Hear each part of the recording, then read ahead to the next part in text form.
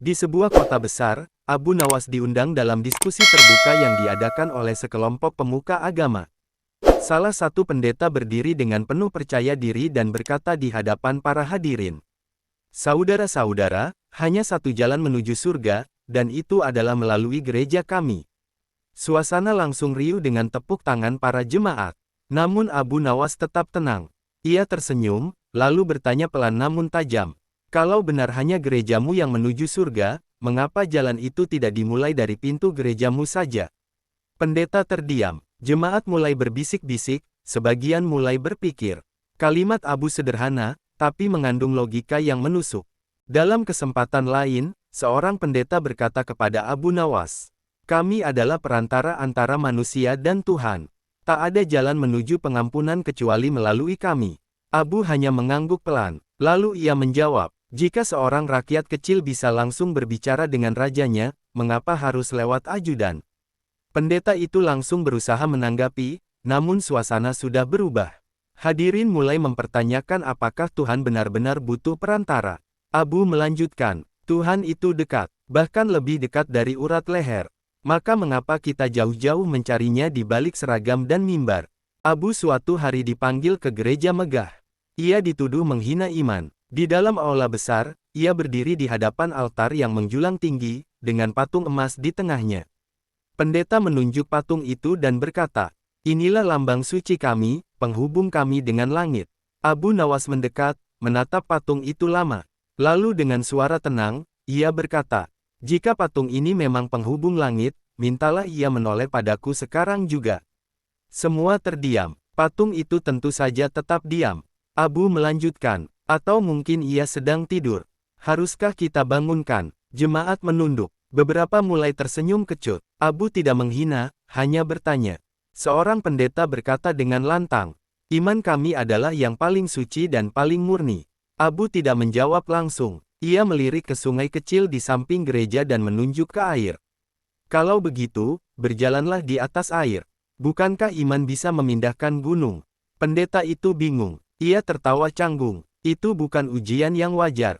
Abu tersenyum. "Maka jangan pula menyombongkan iman, bila ia belum cukup kuat untuk menyeberangi genangan." Abu masuk ke sebuah gereja yang menjual surat pengampunan dosa. Ia melihat antrean panjang orang-orang membeli kertas bertuliskan ampunan.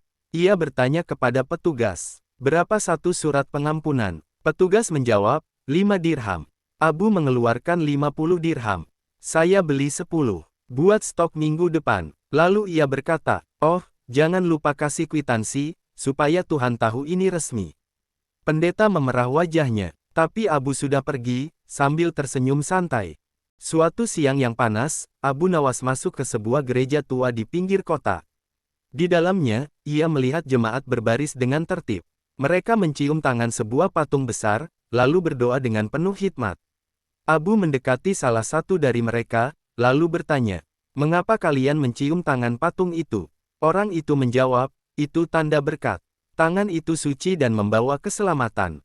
Abu mendekat ke patung, memperhatikannya lekat-lekat. Ia lalu berkata dengan suara pelan namun bisa didengar semua, "Kalau tangan ini bisa memberkati, kenapa ia tak mengelus kepala anak yatim? Atau membagikan roti pada si miskin?" Suasana hening. Jemaat mulai ragu, sementara Abu berlalu dengan langkah tenang, meninggalkan tanya di benak mereka. Sekelompok pendeta mengundang Abu Nawas dalam debat teologi. "Kami akan debat 3 hari 3 malam. Siapkan argumenmu, wahai Abu." Abu hanya tersenyum. Ia berdiri dan berkata, "3 hari, terlalu lama. Kebenaran sejati tidak perlu waktu selama itu. Jika kebenaranmu benar, sampaikan dalam 3 menit saja." Pendeta bingung. Abu melanjutkan, "Kalau kau butuh 3 hari untuk membuktikan cahaya, mungkin yang kau bawa hanya bayangan." Debat pun tak pernah dimulai. Karena jemaat sudah paham siapa yang bicara dengan hati, dan siapa dengan ego. Di halaman gereja, seorang pendeta menjelaskan, "Air ini disucikan melalui doa. Siapapun yang meminumnya akan diberkati dan bersih dari dosa." Abu mengambil segelas, menatap air itu sebentar, lalu meminumnya seteguk. Tapi sebelum menelannya, ia berkumur lalu memuntahkannya ke tanah. Jemaat terkejut. Abu berkata, "Kalau benar air ini tetap suci, silakan diminum kembali." Pendeta naik pitam. Tapi tak satu pun berani mengambil air itu lagi. Abu pun tersenyum. Kesucian tidak bisa dibeli, dan tak mudah dibuat dari sekadar ucapan. Dalam sebuah pertemuan antaragama, pendeta menunjukkan patung salib besar dan berkata, "Inilah lambang kehadiran Tuhan." Abu Nawas mengangguk, lalu mengambil kayu kecil dari kantong bajunya. Ia mengukirnya menjadi bentuk singa. "Kalau ini singa, apakah kalian akan takut padanya? Atau sadar bahwa ini hanya kayu yang diam?" Pendeta terdiam. Abu menambahkan, "Lambang hanyalah simbol, tapi Tuhan tak bisa disamakan dengan karya tangan manusia." "Pendeta, gereja ini adalah rumah Tuhan. Siapa masuk ke sini, akan dekat dengannya." Abu Nawas berjalan mengelilingi bangunan itu. Ia melihat jam operasional yang tertulis di pintu, buka, 08.00 sampai 18.00. Ia bertanya, "Kalau ini rumah Tuhan, kenapa Tuhan hanya terima tamu di jam kerja?" Pendeta mencoba menjelaskan, tapi Abu melanjutkan, "Tuhanku tidak pernah tidur, rumahnya adalah langit dan bumi, dan pintunya terbuka setiap waktu." Dalam sebuah khotbah besar, pendeta dengan suara menggelegar berkata di mimbar, "Kami adalah wakil Tuhan di bumi. Kami yang menentukan siapa layak masuk surga dan siapa tidak." Abu Nawas yang duduk di belakang berdiri perlahan. Ia bertanya, "Kalau begitu, siapa yang duduk di singgasana surga sekarang, kalau kursinya sudah kalian ambil?" Pendeta terdiam. Beberapa jemaat tertawa kecil. Abu melanjutkan, "Hati-hati dengan kekuasaan yang kalian klaim. Bahkan raja pun tak berani menyebut dirinya pemilik surga." Di tengah keramaian pasar, seorang pendeta bertanya dengan nada meremehkan, "Kalau Tuhanmu benar ada, mana buktinya? Tunjukkan dia padaku." Abu menoleh santai. Ia menunjuk ke arah pepohonan yang bergoyang ditiup angin. "Bisakah kau melihat angin?" Pendeta menjawab, "Tidak, tapi aku bisa merasakannya." Abu tersenyum. Begitulah dengan Tuhan. Tak selalu terlihat, tapi ia selalu terasa bagi yang mau membuka hati. Satu gereja memasang spanduk besar, "Semua dosa telah ditebus oleh Sang Juru Selamat." Abu masuk, melihat pendeta mengumpulkan donasi pengampunan.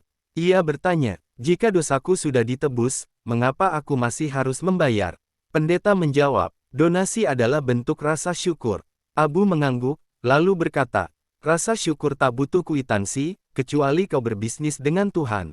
Pendeta datang membawa salib emas besar dan berkata, "Ini adalah simbol. Kami memegang kunci surga." Abu Nawas merogoh sakunya dan mengeluarkan kunci rumahnya. "Kebetulan aku juga punya kunci. Tapi ini untuk dapur, bukan surga."